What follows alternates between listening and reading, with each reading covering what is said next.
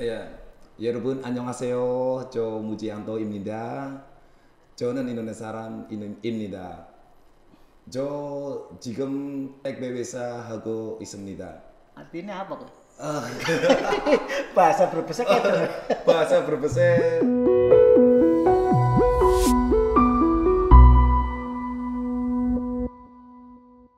Assalamualaikum warahmatullahi wabarakatuh. Waalaikumsalam warahmatullahi wabarakatuh. Salam waskita, wawasan kita-kita. Pagi ini Rumah Literasi Waskita kedatangan sahabat saya yang istimewa, Mas Mujianto ya. Ya, siap. Pemuda ganteng asal Desa Sitanggal. Beliau akan berbagi cerita tentang pengalamannya sebagai PMI Ya. atau TKI lah. Saya Kebetulan sekali beliau pernah di pertama di Jepang, keduanya di Korea. Oke, kita akan kupas dan bagaimana beliau kemudian kembali ke tanah air dan membangun usaha di kampung karena penting sekali buat para TKI ya, PMI jangan terlena asik mencari uang cuan di luar negeri yang besar, pulang ke sini habis, berangkat lagi bolak-balik sampai bongkok, bolak-balik gitu. Mas ini sudah mempelopori punya mindset yang berubah, membangun bisnis di daerah sendiri. Nah, kita akan coba ya dengan Mbak Ujang dalam program Nyongkon Ngobrol Bareng. Mas Mujianto, gimana ceritanya bisa sampai ke Jepang sama Korea nih? Dulu tuh untuk ke Jepang sendiri ya Pak ya. Untuk program ke Jepang itu kita program magang dari program itu sekolah sendiri Pak. Jadi setelah lulus kita sekolahnya kita tuh ada program pemagangan ke Jepang. Terus alhamdulillah saya pertama sih 2 kali ya Pak ya. Pertama saya gagal di contohnya grup A ya Pak ya. Kemudian setelah gagal itu next bulan berikutnya alhamdulillah ada panggilan kembali. Maaf, itu sekolah apa itu?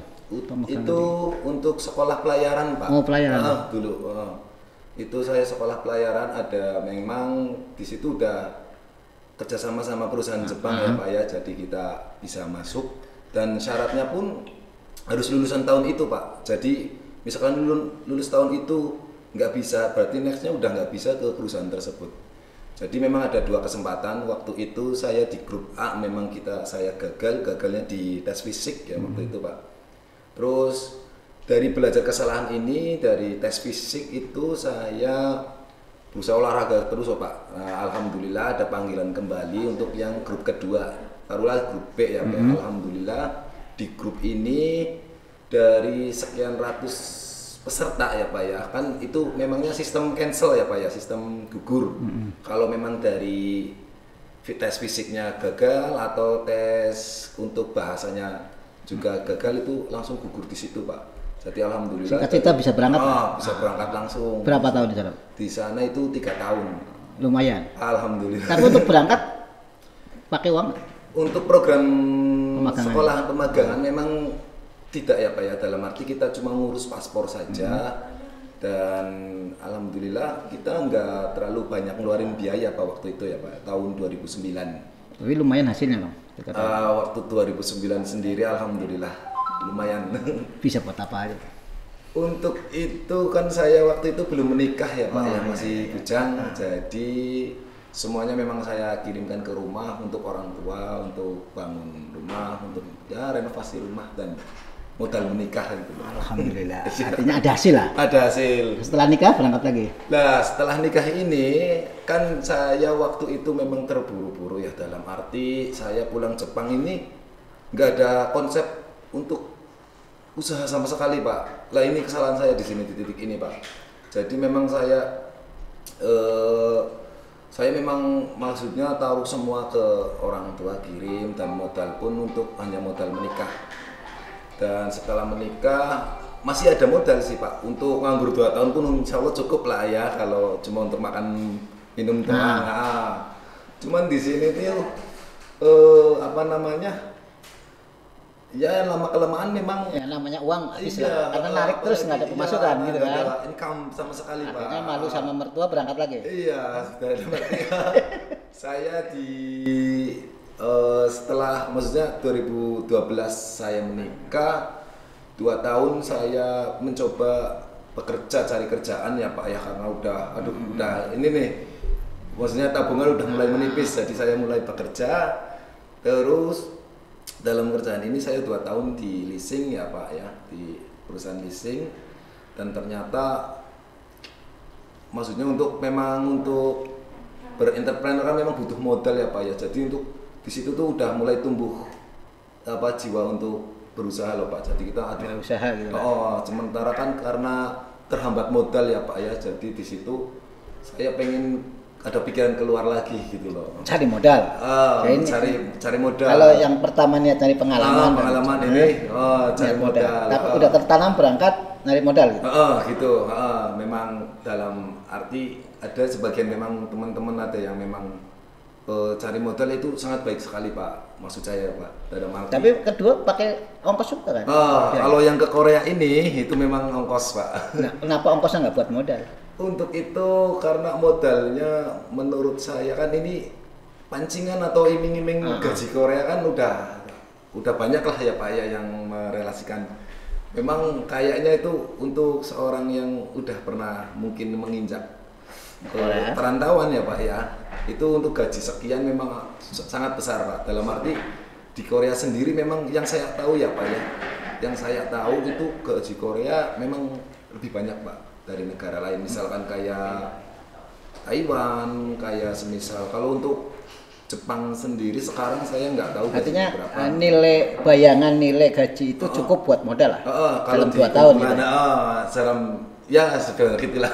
Artinya dengan membuang sekian untuk ke sana, baliknya artinya dengan modal besar kan akan usaha leluasa. Iya benar. Tapi kan ada godaan juga ketika orang wah di sini lebih enak, ngapain kita usaha yang belum tentu hasilnya gitu. Biasa kan harus seperti itu Pak. Iya, memang kebanyakan seperti itu Pak. Makanya di kesempatan ini saya pengen berbagi pengalaman untuk teman-teman semua, terutama yang masih di Korea ya teman-teman, maksudnya. Nah di luar negeri lah. Iya, di luar negeri, biar pikirannya tuh nggak, misalkan udah pulang nih Pak, terutama yang udah berkeluarga ya Pak ya, udah pulang biar kepikirannya tuh biar nyaman tuh di rumah, karena ya namanya rumah tangga juga ya perlu nafkah batin juga perlu gitu loh ya Pak ya, karena kalau orderan terus gimana Pak? Boros kuota. Oh iya, boros kuota juga. Ya untuk itu masalah ini ya Pak, dalam. Nah terus ketika pulang itu kan akan usaha apa, itu kan masih belajar di luar negeri, peluang-peluang di luar negeri bawa ke sini atau gimana? Di Korea sendiri di pabriknya itu memang ilmu banyak banget Pak, dalam arti saya sendiri waktu itu tuh pabrik pertama pembikinan kimchi Pak. Kimchi itu makanan khas Korea.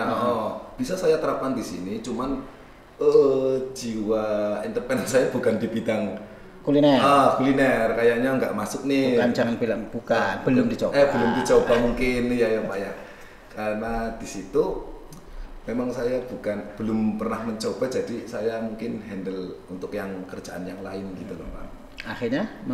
Akhirnya saya terjun waktu itu ya Pak ya, pengalaman saya memilih di bidang ekspedisi itu 6 bulan sebelum saya pulang ke tanah air. Itu saya tanya-tanya dulu maksudnya orang rumah, terutama keluarga dan paling khususnya istri saya sendiri. Itu saya tanya, di Indonesia sekarang tuh lagi boomingnya apa gitu loh. Artinya ada persiapan? Ada persiapan. Memang jauh-jauh hari, memang setengah tahun sebelum saya pulang, saya harus ada bisnis gitu loh Pak. Belajar dari pengalaman yang sebelumnya yang di Jepang itu. Pertama itu. Memang berangkat pertama itu nggak ada sama sekali, nggak ada planning sama sekali bisnis, padahal itu udah siap mau menikah loh Pak. Padahal ya salahnya di situ, saya mungkin memang masih jiwa-jiwa muda ya Pak ya. Berpikir bekerja lebih aman. Iya, karena kan orang berpikirnya kerja di sana dengan gaji sekian lebih aman, safety. Usaha kan kadang-kadang lingkungan juga mempengaruhi kan. Iya benar. Ngapain usaha gini-gini hasilnya nggak seberapa, mendingan berangkat lagi. Iya, sebenarnya saya nggak menyalahkan teman-teman yang berpikiran seperti itu. Mungkin mereka juga ada planning lain. Cuman saran saya kalau udah ada kesempatan untuk keluar negeri, di sana tuh jangan minimal, maksudnya jangan terlalu boros ya Pak ya, ditabung. Taruhlah memang kita ada yang belum menikah misalnya Pak ya, boleh kita kirim ke orang tua, tapi jangan 100% loh Pak. Disisakan berapa persen untuk tabungan kita. Investasi lah. Iya, masalahnya kalau kita udah berumah tangga pun, maksudnya nggak enak kalau mau menikah minta orang tua, padahal kan kita udah ngasih ya Pak ya, masa diminta lagi gitu. Jadi memang kalau yang belum menikah silakan, maksudnya berbakti sama orang tua dengan mengirim materi. Berbagi lah. Ya, berbagi memang, cuman saran saya jangan 100%, misalkan 80%, 20%-nya buat tabungan sendiri gitu. Nah, yang banyak kan godaan di luar negeri boros gitu ya. Iya, Gajinya besar tapi boros. Boros, Pak. Itu biasanya faktor apa itu? Itu karena kita Gaya hidup. bukan gaya hidup apa? aja sih Pak. Kadang gimana ya? Apa namanya? Orang kan masing-masing ya Pak ya. Untuk memang di sana tuh kerja harus tepat waktu, harus cepat, harus gimana lah untuk kadang ada yang 24 jam dulu saya pernah setiap hari Minggu Pak. Dari Sabtu sore itu pulang tapi dilanjut, berarti semua itu 24 jam non-stop. Tapi pekerja Indonesia di luar negeri bisa mengikuti aturan setempat bisa kan? Pak, alhamdulillah. Artinya sebetulnya orang Indonesia itu bisa disiplin. Harusnya bisa ya. Tapi kenapa bisa. orang luar negeri begitu ikut Indonesia ikut kayak orang Indonesia santai? itu ya Pak ya, itu jadi PR buat kita ya Pak ya, terutama. Artinya sebetulnya orang Indonesia kan bagus lah ketika di luar negeri bisa disiplin, bisa bagus. Bisa Pak. Pertanyaannya ketika balik, iya, terutama itu. orang luar negeri sendiri ketika balik ngikut gaya Indonesia. Iya, saya bingungnya di situ. Itu PR ya? Oh iya, PR kita memang. Cuman yang paling bagus memang dari sistem rokok mereka. Jadi ya teman-teman mungkin tahu yang udah bekerja di luar negeri ya, mungkin di sana tuh adab merokoknya tuh itu banget Pak. Ketat tuh. Dalam arti memang dikhususkan loh Pak. Memang kita, ya saya juga perokok sendiri, cuma saya tahu. Dan di sana taat lah ya? Iya taat. Memang di sana tuh memang perokok pasif itu memang kan lebih bahaya ya Pak ya. Jadi memang di sana tuh saya lihatnya memang disiplinnya dari cara merokok saja dia udah dia nggak berani merokok sembarangan gitu loh.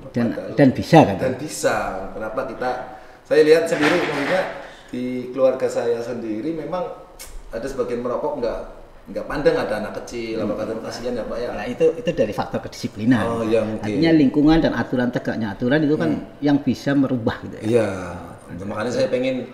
Nah, coba kalau semua BMI yang ribuan itu datang ke Indonesia dan membawa sikap disiplin yang positif lah. Ya, yang positif aja itu ya Pak. mungkin bisa maju gitu ya. Oh bisa, alhamdulillah. Mungkin status negara berkembang kita udah. Nah, artinya hal-hal yang positif yang dibawa. Iya, yang positif aja ya Pak.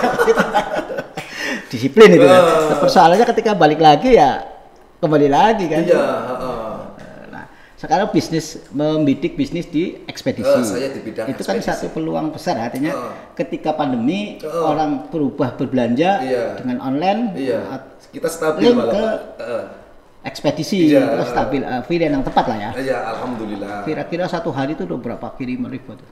Untuk satu hari sendiri kita nggak memprediksi ya Pak, dalam arti kita ngambil di omset aja per bulan itu untuk dari kiriman luar negerinya aja hampir 30 juta. Wah keren lah. Itu 30 juta itu omset belum ke ekspedisi lainnya. Jadi memang per bulan rata-rata kalau di total itu sekitar 40-50 Pak. Dan pemainnya belum banyak ya? Pemainnya sendiri untuk kompetitor memang di Brebes lah. Di Brebes sendiri saya lihat kompetitor udah semakin menjamur ya Pak. Hampir setiap desa ada. Tapi kita memang tetap dari dari perusahaan, kita sebutkan boleh nggak Pak? Ya, perusahaan ekspedisi gitu. Iya, ekspedisi.